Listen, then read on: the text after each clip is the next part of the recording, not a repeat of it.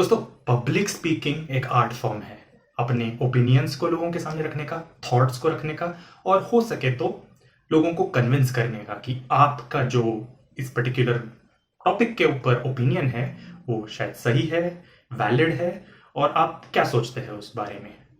तो let's look at a few 7 habits or 7 tips that could make you a better public speaker. Number 1, jot it down. आपको कभी भी कुछ public में बोलना है उसके पहले उसको नोट कर लीजिए, जैसे कि मैंने किया है बाय द वे ये वीडियो बनाने से पहले। नोट करने का ये फायदा होता है कि आप ना कोई भी चीज को एट अ टाइम दिमाग में नहीं रख सकते। आपका दिमाग हर एक चीज को जब देखता है तो ओवरऑल एज अ पैकेज देखता है और उसको आपके माइंड में रख लेता है। बट अगर आपको फाइनल डिटेल्स के बारे में बात करना है तो आपको टॉपिक को नोट जरूर करना पड़ेगा, जैसे कि मैंने किया है, राइट। और जरूरी नहीं कि आप पूरी तरह से उसको फुल्ली A to Z लिखें, आपको बस मेन पॉइंट्स लिखने हैं जिसके ऊपर आप एलैबोरेट करेंगे। Number 2, breathe and compose yourself. तो आपने कभी भी कोई मूवी में देखा होगा कि कोई भी बड़ा खिलाड़ी या कोई बड़ा परफॉर्मर या कोई बड़ा आर्टिस्ट हमेशा स्टेज पे जाने से पहले या फील्ड पे जाने से पहले ब्रीथ करता है, कंपोज करता है। आपको भी सेम चीज करनी है। ब्रीदिंग का मतलब है कि आप ऑलरेडी एनरिच्ड है ऑक्सीजन से, आपके पास एनर्जी हाई है, और कंपोजर करने का ये फायदा होता है कि आप जब एक्चुअल में स्टेज पे जाते हैं तब आप आपके पॉइंट्स को मिक्स अप नहीं करते। So next time before going on to the stage, breathe, compose yourself and make up your mind कि आपको एग्जैक्टली क्या बोलना है। Number 3, dress well and be well groomed.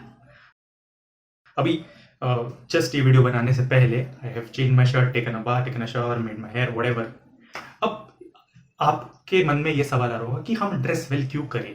George Carlin और बड़े बड़े ऐसे कॉमेडियंस और पब्लिक स्पीकर्स हैं जो काफ़ी मॉडेस्टली ड्रेस करते हैं, कुछ तो बिल्कुल शैबीली आते हैं स्टेज पर और अपने पॉइंट्स वैलिडली रखते हैं और लोग उनको सुनते भी हैं।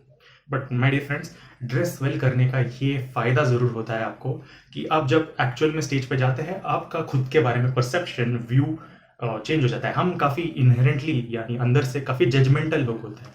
हम लुक्स को थोड़ा बहुत फर्स्ट इंप्रेशन में मायने रखते हैं, और जब आप खुद को आपके नज़रिए में ऊंचा करके रखते हैं तो डेफिनेटली आपको उसके कॉन्फिडेंस का बूस्ट मिलेगा और आपके वर्ड्स को आप मिशमैश नहीं करेंगे जब एक्चुअल पे आप स्टेज पे जाएंगे। Number 4, study the audience.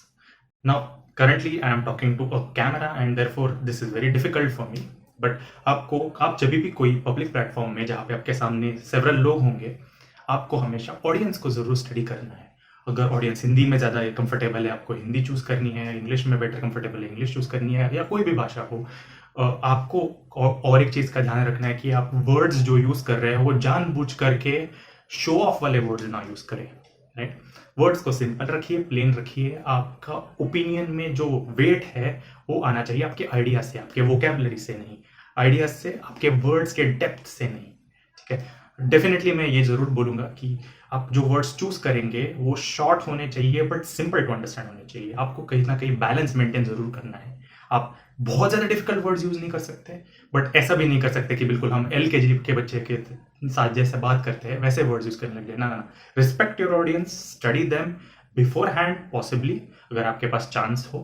अगर नहीं तो आपको बस गेज करना है, उनसे कनेक्ट करना है और उनको जिस तरह से समझ में आए आपको पेश करना है अपने आप को। Number 5, rehearse. अब practice makes a man perfect, ये तो आपने सुना होगा। I mean the actual quote is correct practice makes a man perfect. Wrong practice करेंगे तो ऑब्वियसली आपको परेशानी जरूर होगी। तो हमें रिहर्स करना है। जो भी आप लिखना चाहते हैं इस तरह से जॉट डाउन कर लीजिए पॉइंट्स, और आप जब एक्चुअल पे स्टेज पे जाएंगे आपको रिहर्सल से याद आएगा कि नेक्स्ट चीज मुझे क्या बोलनी है इस पर्टिकुलर थॉट के फ्लो में, next words, next phrases, next points क्या लाने हैं, ठीक है। तो रिहर्सल में I can not emphasise enough, मैं इस पर जितना ज्यादा गौर डालना चाहता हूँ उतना डालूंगा आज।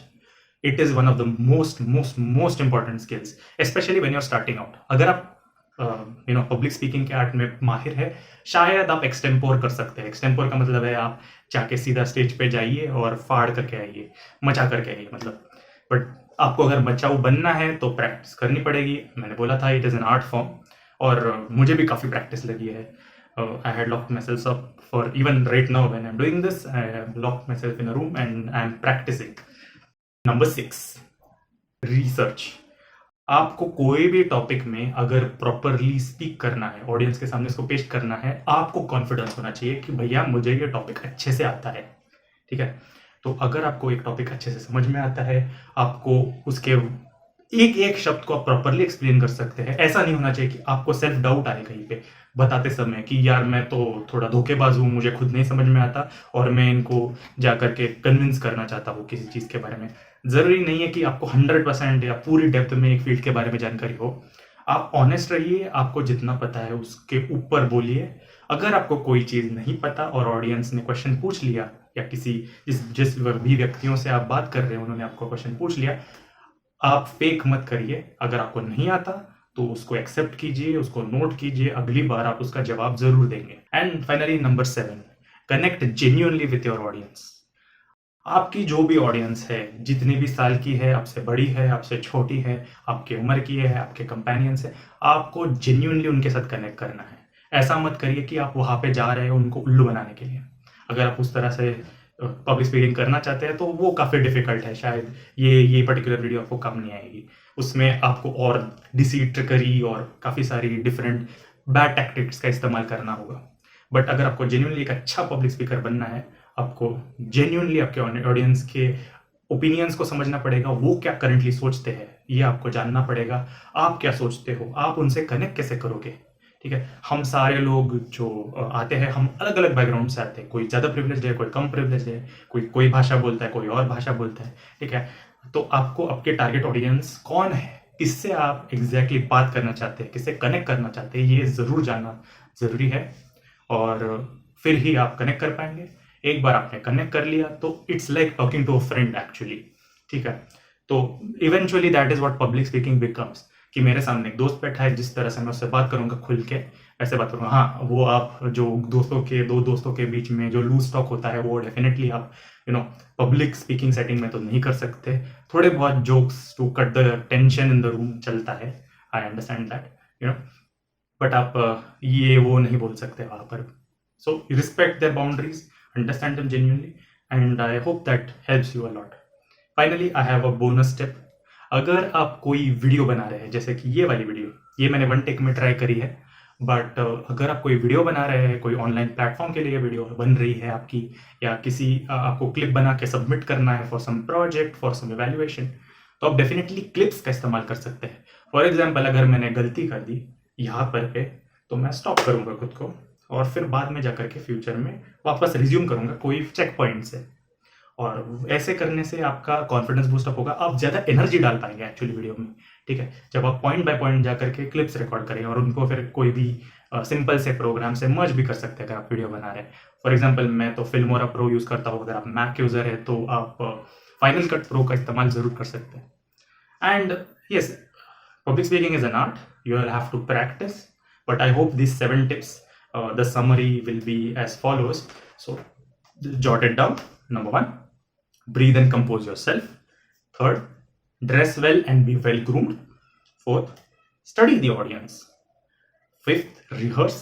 6th, research. And finally 7th, connect genuinely. Right? So I hope you find this informative or helpful. Please like and subscribe if you find this useful. And I am out.